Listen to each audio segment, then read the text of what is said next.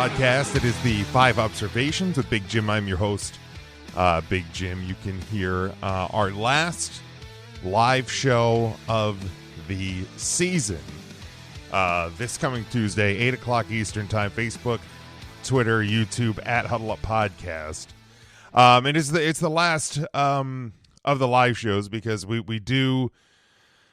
cover the football season. It was primarily a football-based podcast. We go through the football season from our college football predictions, NFL predictions. We go through the entire year. And, of course, with Super Bowl Sunday taking place as of this recording, tomorrow, in 24 hours from now, it'll probably be over. I'm recording this just after 11 p.m. Eastern Time. So the game's probably going to be over. The football season will be behind us, the NFL season, but we are not done. You're not going to not hear us from now until the new season begins, because we'll begin our off-season program. So it is really important, if you do not want to miss our show, that you are subscribed to our show on all podcast platforms. We are everywhere you can find podcasts: Apple Podcasts, Google Play, Stitcher, Amazon, everywhere, literally everywhere. If you can find one we're not on, please let us know. We'll make sure we get there as well. But also on YouTube, our off-season shows will be, we'll have video this year. We didn't do that last year. So you can get us everywhere you get the live shows. You're going to be able to get our off-season shows. So we have a lot of topics. We've been cultivating the list throughout the season, and we will be ready to roll that. We'll probably take the rest of February off. So a couple of weeks off, and then we'll get that rolling coming in March. But make sure you are subscribed to us and following us on all of our social media, Facebook, Twitter, and the YouTube, TikTok as well, at Huddle Up Podcast. So yeah, just make sure you are connected on all of those channels so you do not miss any bit of the off-season program, and then we'll be back firing away. And not just the off-season program with the weekly live show crew. We will still have my 5 observations. We once EJ gets back off the DL, he will be back to doing N1. We have the 5 for Fighting with Mike, and the pitch coming soon with Matt. So we will be we are not missing a beat here on a Huddle Up Inc. Huddle Up Incorporated. So make sure you are subscribed, and if you enjoy it, share it with anyone that you think may enjoy it as well. We would certainly appreciate all the support as we head through the off season here in 2023. This is the 15th of the 5 observations. 15 episodes on this particular version of what I'm doing. So let's dive right in. All right, first observation going to the NBA this week. LeBron James became the NBA's all-time leading scorer, passing Kareem Abdul-Jabbar, and cementing another place, or his place in NBA history. And congratulations to LeBron James. I was watching this one. I always love watching sports history. No matter what it is, I will tune over to it. If it's a random baseball game that I have a chance to see a no-hitter or a perfect game, I'll go over and check that out, or some sort of hit streak, or obviously I'm tuned into the NHL world, watching football all the time, but even basketball, soccer, Olympics, golf, tennis, things like that. I've always enjoyed historic moments in and out of sports, but especially in sports. So I made sure I was watching that one, and I thought it was really neat the way that they stopped the game. And acknowledged the moment, because dude, it is a big deal. Look, I don't care. I don't care what you think about LeBron, how you feel about LeBron personally, from a sports standpoint, from a player standpoint. It really doesn't matter to me. Like, it's a historic moment. Like, this is something that, like, I don't know if we're gonna see this again, and we say that about, I feel like we say that a lot, and I'm sitting there, and I think I tweeted it during this game and during the moment, that I'm just like, it is unbelievable. I'm sitting here as a 37-year-old man, and I'm like, it is unbelievable the amount of historic sporting moments and events we have seen, that I have seen in my lifetime, and we're not done yet. I mean, But you think about it, we've seen Hank Aaron's home run record broken. We saw Lou Gehrig's streak broken. We've seen the home run races in the 90s. We have seen, now Alex Ovechkin, now number 2 all time. Hopefully he will get and break Wayne Gretzky's record.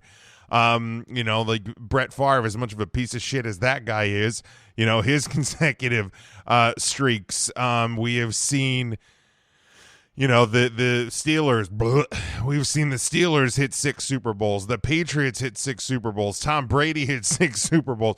Like the passing records, the receiving records, like the amount of sports records that we have seen, and these are ones I'm just rattling off my head. I don't have these things written down at all. It amazes me.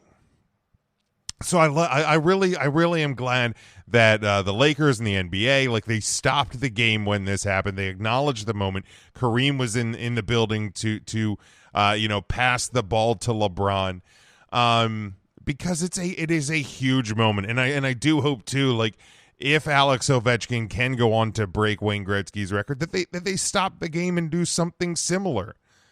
Like, these are moments that, like, you don't know when these guys start if they're ever going to pan out and be the next blank or be one of the greatest of all time. Like, we figured LeBron was going to be great. Like, we've known Kobe was going to be great. But there's also been guys that you have seen burst onto the scene and be projected to be great. This guy's going to be the next Michael. This guy's going to be the next Michael. And then 3 years later, you can ask somebody, do you remember so-and-so? Who? I have no idea who that is. So yeah, I love that they stopped the game. They recognize the moment. And I don't care how you feel about LeBron James, because you can talk about his politics if you want to. You can do all of that, but on the court, this guy's one of the greatest ever. Period. If you want to debate the greatest ever, you still want to put Jordan there. You want to put LeBron there. You want to put Kobe there. You want to put, I'm no expert. I'm no expert in the NBA. To me, it'll probably always be Michael Jordan. But, you can have the discussion about who you think is the greatest of all time. But LeBron James has to be in that conversation. Whether you like him or not, I don't care. He is in the conversation. And maybe you can settle for this. Maybe he's the best at his position, right? Like, but I don't know. I am a casual at best NBA viewer. Okay, I'll be honest about it. I don't watch enough NBA to be considered anything of an expert on it. But I know LeBron is one of the best ever, and I thought it was really cool that he got the moment, and that they stopped the game, they recognized the moment, and let it breathe a bit, because it deserved that. My second observation this week, Dan Orlovsky, former NFL quarterback, ESPN talking head, allegedly, thanks Jim Rome, alleged, so to speak, expert, or at least he's passed off as such when he's on all these, he does all these media hits all the time, expert, but Dan Orlovsky is a dumbass. And it has nothing to do with his terrible food takes, which are terrible, by the way, if you've ever followed him or seen them retweeted to put him on blast, and as you should. But this is not food related, although going into tomorrow, I'm excited about the food. I'm excited about the Rihanna concert. Not so much the game. I'm scared about the game. I'm a Cowboys fan. I should be scared about the game. But Dan Orlovsky's a dumbass.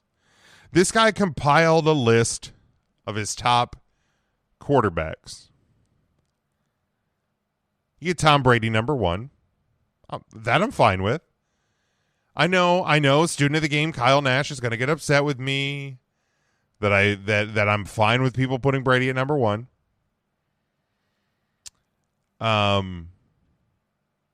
But he's fine there. You want to put Brady at 1? Put Brady at 1. Okay? If you don't, I'm okay with it. He's probably my number one, at least that I've watched play his whole career. I'll put the caveat on that. You can call it fence sitting if you want. I'll play it safe. But after number one is where Dan Orlovsky starts to get it wrong. This is an all-time list, not a current list. He has Patrick Mahomes at number 2. Elway 3, Peyton Manning 4, Dan Marino 5. I'm going to read those one more time. And if you're listening to this, and this is right around the 11-minute mark, I'm going to read the 5. I want you to pause this podcast, and I want you to tweet at me at Big Jim Sports and at the show at Huddle Up Podcast, and I want you to tell me what is missing. Brady 1, Mahomes 2, Elway 3, Peyton Manning 4, Marino 5. Pause, tweet me at Big Jim Sports at Huddle Up Podcast. Tell me what's missing. Welcome back. Where is Joe Montana on this list? And I understand. Look, I get it. Lists are objective. Favorites are objective. Best of all time is objective. I'm sorry. Even objectively, if you don't have Joe Montana in your top 5 of all time, you're wrong. You're wrong. You're wrong. You're wrong. And then Orlovsky goes on Dan Patrick. I think he went on other places, and he doubled down on the wrong take. And he proceeded to say on the Dan Patrick show that he'd have, I think it was on Dan Patrick, that he would consider Troy Aikman and Drew Brees at or above the same level, or above Joe Montana. I'm sorry, what? And I guess the caveat here is, what are you basing it on? But I can't understand where you can make a list of top quarterbacks and not include Joe Montana in your top 5. He should be in your top 2, 3, maybe at worst, but not in your top 5. You're wrong. And if you're comparing Aikman to Montana, you're wrong. If you're comparing Drew Brees to Joe Montana, you're wrong. Look, I think Patrick Mahomes is likely going to finish his career as considered one of the greatest quarterbacks ever to play this game. And he is changing the game. He and a few others in the NFL today are changing the quarterback position as we know it in the National Football League. He is not the number 2 quarterback of all time. And I'm not even going to say, I'm sorry, Dan. I mean, not that Dan Orlovsky is going to hear this, but if he does, I'm not going to say I'm sorry because you're wrong with having Mahomes at 2. I don't know that I'm ready to hear John Elway at 3. I would probably put Peyton Manning, his number 4, above John Elway.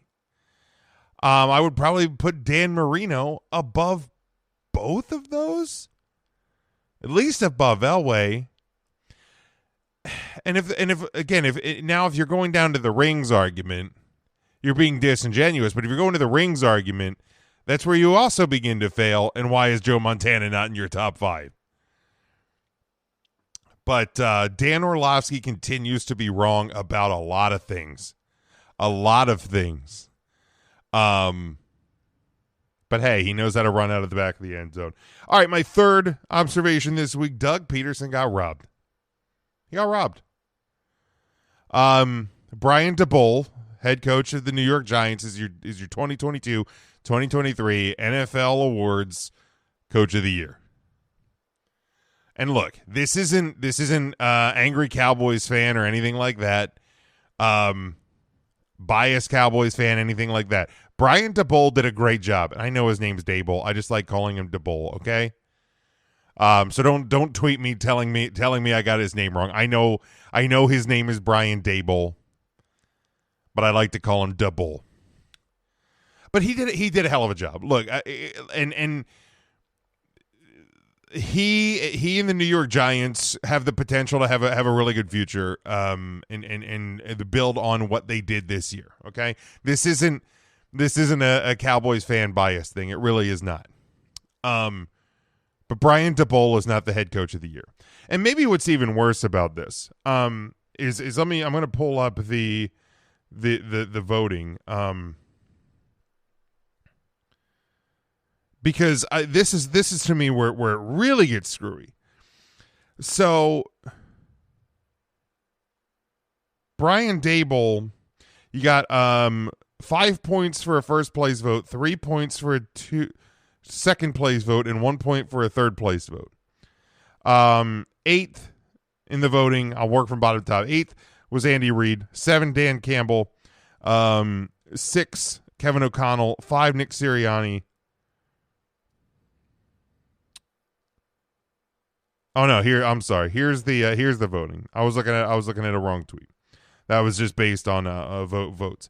The number of first place votes. Coach of the year voting. Number 1, Brian Dable.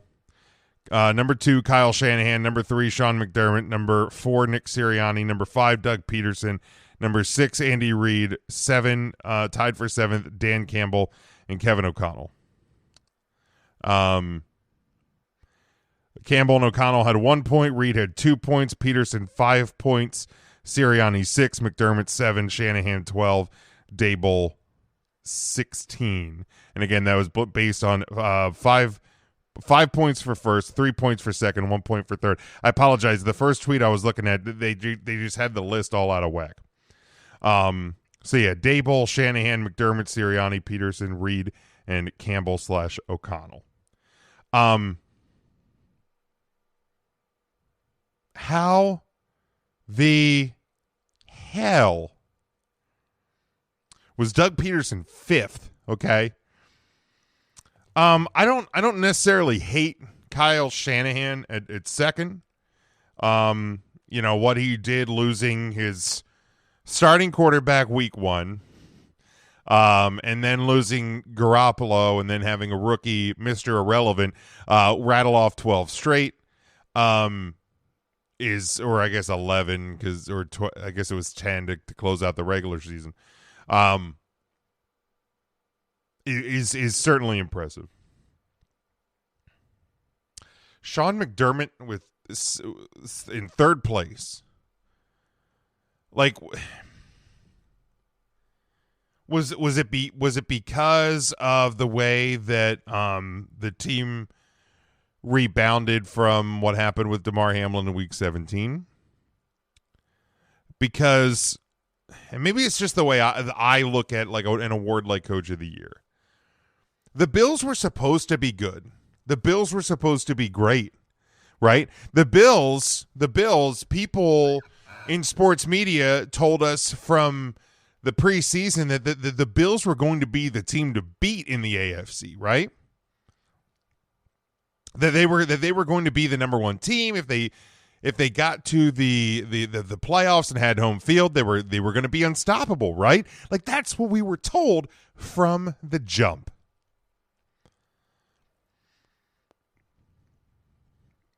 In a way, I think the Bills underachieved this year. In a way. Okay? Because they didn't even get home field. They weren't the number 1 seed. And they played themselves out of wins at times this year. I've talked about it all season.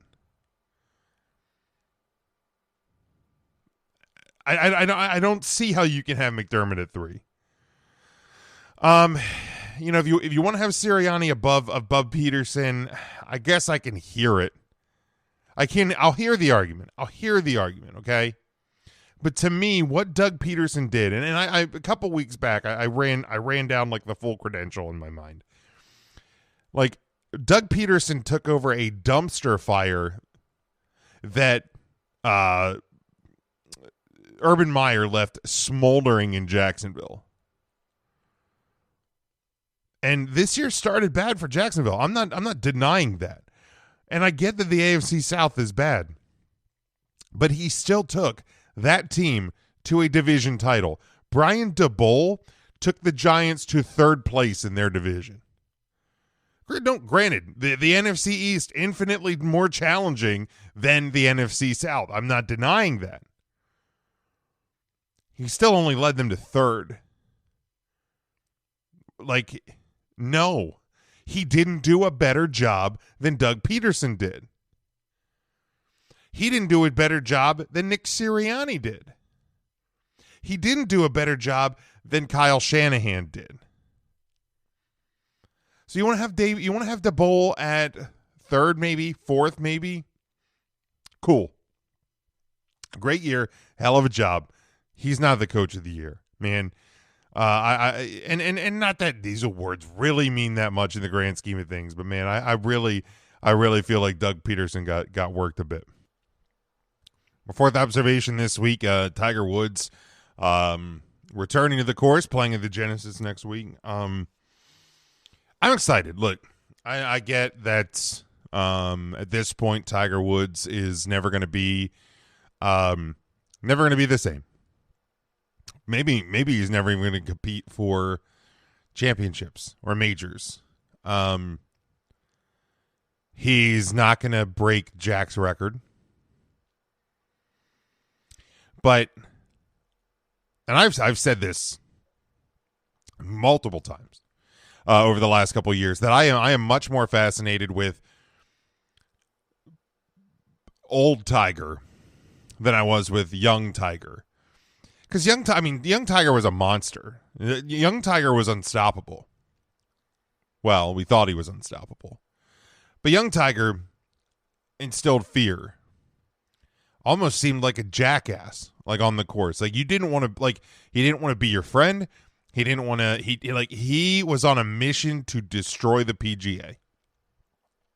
And destroy every golfer on the PGA Tour. And he did. He changed the game of golf, too. He was unbelievable. You want to talk about best athletes in their given sport in history? Tiger Woods is in the conversation. He may be the answer, but he's in the conversation for sure. But since the car crash, the adultery, the injuries, the car crash a couple years ago, where the nasty leg injury, all of it, the return 2019 at the Masters, arguably probably could have been his last. I mean, at this point, it's going to be his last major win, but arguably could have been, in hindsight, the moment he maybe should have stepped away, or that final walk up St. Andrews this year, in 2022. Maybe that should have been the time to walk away. Just stop on the bridge and say, "This is it. This is my last round of competitive golf." But I'm still fascinated by Tiger Woods, and I'll be watching the Genesis next week. He'll probably miss the cut. He may withdraw once he's guaranteed to miss the cut. But I am fascinated by Tiger Woods, still to this day, and I remember I was talking to a coworker this week about Tiger Woods returning to the Genesis this week, and we were talking about 2019 and the Masters win, and it was because of weather, it was played in the morning. So I was going to a Hershey Bears game, and I was like, "Come on, finish! I want to see the end of this." I was in tears, man, when he won. That was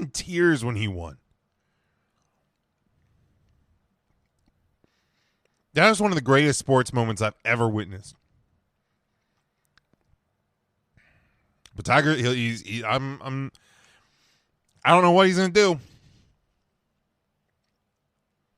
I don't know what he's going to do next week at the Genesis, but I will be watching, and I'm excited for it.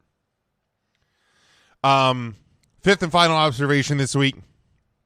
I wanted to record this specifically before Super Bowl Sunday, before the game, because I didn't want to put any of my Super Bowl reaction down until we wrap up the season on Tuesday night, 8 o'clock Eastern time. Facebook, Twitter, YouTube, at Huddle Up Podcast, or on all podcast platforms on demand after that. Bing. Because I want to put the final bow with the crew, and I know EJ won't be able to make it. And you know, we miss him. He's dealing with some injuries right now. And we hope he gets better soon. But I'm looking forward to putting this final bow on the 2022-2023 season of Huddle Up Podcast. But I saw a couple people tweeting over the last day or so about if the Chiefs lose, it will hurt Patrick Mahomes' legacy as of right now, like as of tomorrow night. Like if the Chiefs lose tomorrow night in the Super Bowl, it would Mahomes' legacy will take a hit. Is that statement like taken out of the Dan Orlovsky school of takes? What? Patrick Mahomes' legacy will take a hit if he loses in the Super Bowl tomorrow. Okay. This is his 5th season. He has played in the AFC Championship every year he's been in the NFL. This will be his 3rd Super Bowl game in 5 years. He has 1 Super Bowl championship already. Possibly 2 in 24 hours from now. Hopefully 2 in 24 hours from now.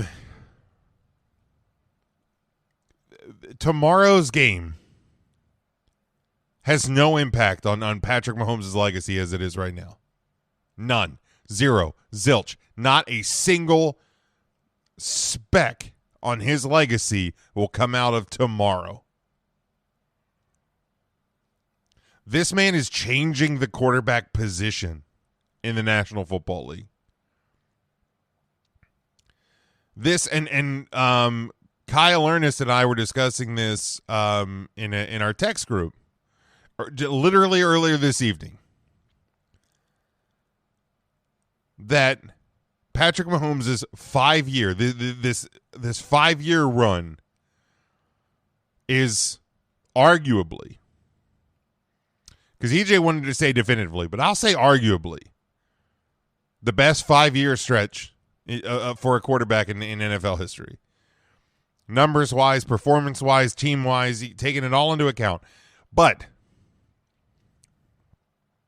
has anyone, and you can tweet at me at Big Jim Sports, at Huddle Up Podcast, has anyone at any quarterback at the start of their career,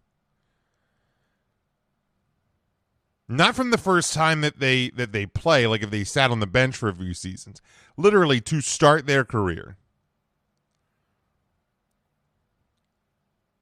has anyone had a better 5-year run from their first start, from their first game? I can't think of any off the top of my head. I know that much. So how is losing a Super Bowl? And here's the deal. What if he goes out tomorrow and goes 32 of 35 for 400 I got real Southern there for a second for no good reason whatsoever. 400 yards plus and 4 touchdowns, no interceptions. And he has a rushing touchdown. He runs for 60 yards and a touchdown. But the Chiefs lose because of their defense. Or the Chiefs lose because the Eagles are better. Sorry. Like, what if the Chiefs just aren't the better team? Is that on Mahomes? Man, like Jim Kelly, Dan Marino, and look, I'm not saying Tony Romo's on the level of Jim Kelly and Dan Marino, but Tony Romo. I'm sure there's plenty of others that I just can't think of off the top of my head at this point. But how many of these guys are great quarterbacks, have great legacies, or should have great legacies in the case of Romo, but never won a Super Bowl? Like, Jim Kelly went to 4 straight Super Bowls. It's not his fault that the other teams were just better, or he had a kicker that he had Brett Maher's uncle at kicker, right? It's not Dan Marino's fault. He was on bad teams, didn't have a receiver. Like, man, to think that one Super Bowl, his 3rd Super Bowl in 5 years to start his career, is going to have an impact on Mahomes' legacy? No, I don't think so. Mahomes is a top. We talked about this on Tuesday's show last week, on last week's Huddle Up, the live show. We're ready to consensus put him in probably the top 25 quarterbacks of all time, with the caveat that he could be higher if he can finish off his career with this projection. Nobody's going to look back on tomorrow even if he has a bad game, even if he's, quote, the reason, unquote, why the Chiefs lose. Nobody's going to look back at that one game and go, man, this guy could have been one of the greats. But he lost Super Bowl LVII. He lost Super Bowl 57 for the Chiefs. So he's not one of the best ever. Or he would have been a top 5 guy, but that one game on February 13th, damn it, February 12th, 2023, he had a bad day. They had a bad day at the office, so now I'm going to put him at 15 all time. Get out of here. Get out of here. Tomorrow doesn't impact Mahomes' legacy. Get out of here. That's going to do it for me. Hope you all enjoy the Super Bowl. However you celebrate safely. However you enjoy the game, enjoy it safely. Drink responsibly. Get an Uber home. Stay home and drink. Invite people to your house. But seriously, however you enjoy it, I hope you do enjoy the game. Enjoy the Rihanna concert. Enjoy all the festivities. It's our last big day of NFL football until next season. Hard to believe we're already at that point. But we will be live at 8 o'clock Eastern Time, Facebook, Twitter, and YouTube at Huddle Up Podcast Tuesday night. Valentine's night. Spend your Valentine's Day with the Huddle Up boys. As we put the final bow on the 2022-2023 Huddle Up Podcast live season. And we certainly look forward to hearing from you. And again, hope you have a great Super Bowl Sunday or whenever you absorb this. But until next time, stay safe, stay smart, and as always, go for the win.